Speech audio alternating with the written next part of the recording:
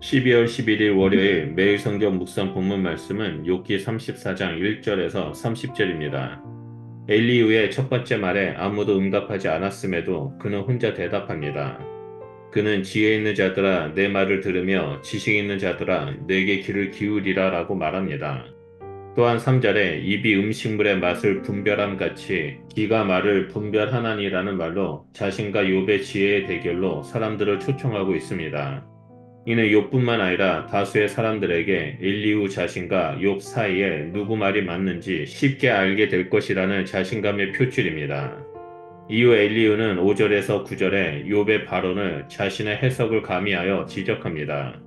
5절에 내가 의로우나 하나님이 내 의를 부인하였고 6절에 내가 정당함에도 거짓말쟁이가 되었고 나는 허물이 없으나 화살로 상처를 입었다라는 욥의 무죄 주장에 말꼬리를 잡아 악인이라고 규정합니다.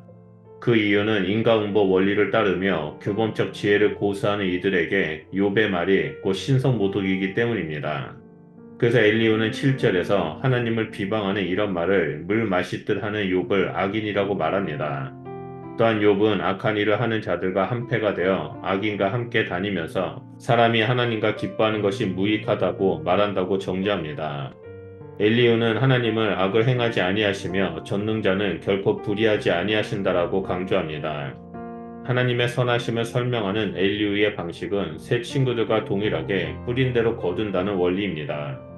그래서 11절에 사람의 행위에 따라 갚으사 각각 그 행위대로 받게 하시니라고 말하며 인과응보에 나타나는 가장 대표적인 표현을 통해 규범적 지혜를 강조합니다.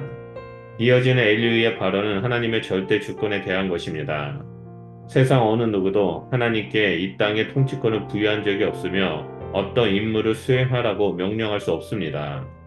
만일 하나님께서 호흡을 거두시기로 마음 먹으셨다면 모든 생명체는 한꺼번에 숨을 거둘 것이고 모든 인간은 흙으로 돌아갈 것이라고 강조합니다. 하나님의 절대 주권을 강조하는 엘리후의 말은 방금 전에 자신이 말한 인과응보 원리와 충돌합니다. 그런데도 엘리후는 이 두 가지를 나란히 말합니다. 하나님은 모든 생명체를 의인과 악인을 구분하지 않고 모두 죽일 수 있는 분이라고 방금 전에 말했음에도 엘리후는 하나님은 의로우시고 선하신 분이라고 강조합니다. 그러면서 어떻게 이런 분을 악하다라고 말할 수 있으며 분노합니다. 그의 말에는 앞뒤가 맞지 않습니다. 19절과 20절은 다시 모든 것을 마음대로 하실 수 있는 하나님의 절대 주권, 하나님의 자유에 대한 증언입니다. 누가 하나님 외에 왕에게 바보라고 말하고 귀족들에게 악하다라고 말할 수 있는지 묻습니다.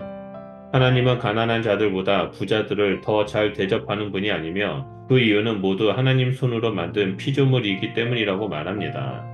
여기서 왕과 귀족, 부자는 모두 의인, 지혜자를 대표합니다. 그런데 하나님은 이들을 편애하시는 분이 아니고 모두 동일하게 대접하는 분이라고 진술하는데 이는 반성적 지혜의 가르침입니다. 엘리후는 누구나 순식간에 죽을 수 있고 아무리 대단한 사람도 손 한번 쓰지 못하고 죽을 수 있다라고 말합니다. 그러면서 21절부터 절대 주권자로서의 하나님에 대한 진술을 행위대로 심판하시는 하나님의 진술과 연결시킵니다.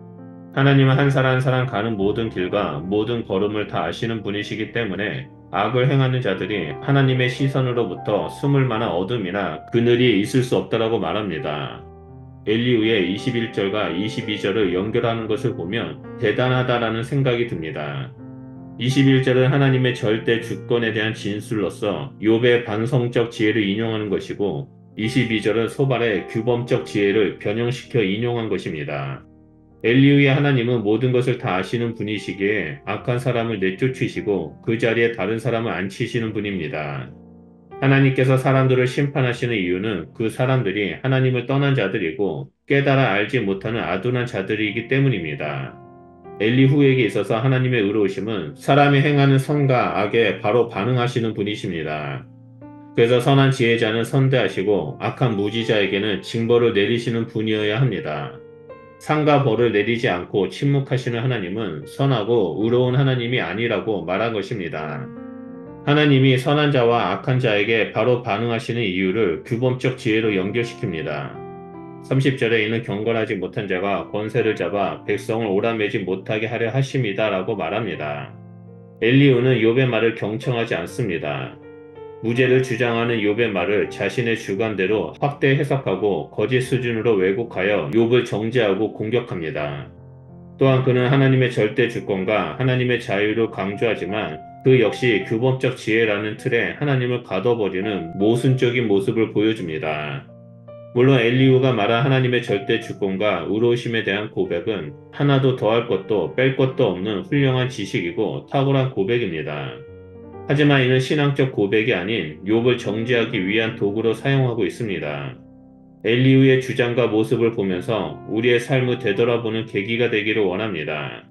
내가 가지고 있는 하나님을 향한 지식과 신앙이 다른 사람을 판단하고 정죄하는 기준이 되어서는 안 됩니다. 우리의 신앙과 지혜는 다른 사람을 판단하고 정죄할 수 없습니다. 그 이유는 우리는 완벽한 존재가 아니기 때문입니다. 예수님은 형제의 눈 속에 있는 티를 보면서 자신의 눈에 있는 들보를 깨닫지 못하느냐라고 말씀하셨습니다. 어리석은 사람들은 자신의 생각과 신앙은 옳고 남의 생각과 신앙은 잘못된다라고 지적하며 비방합니다. 반면에 지혜로운 자들은 먼저 자신의 눈 속에 있는 들보를 깨닫고 하나님 앞에 나아가는 자들입니다. 오늘 함께 묵상하는 우리 성도님들은 엘리후처럼 다른 사람을 판단하고 정죄하고 비방하는 자가 되는 것이 아니라 하나님 앞에서 자신을 되돌아보고 겸손히 나아가는 성숙한 그리스도인이 되시기를 바랍니다. 그래서 이 땅에서 말로만 경건을 외치는 자가 되는 것이 아니라 행함으로 경건의 능력을 나타내는 진정한 그리스도인의 제자가 되시기를 축복합니다. 기도하겠습니다.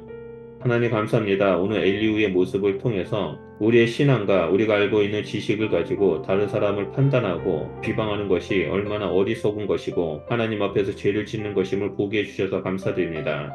우리의 땅에서 신앙생활을 할 때 오직 하나님만을 바라보며 우리의 삶을 되돌아보고 하나님 앞에 온전히 서 있는 그리스도인이 되기를 소원합니다.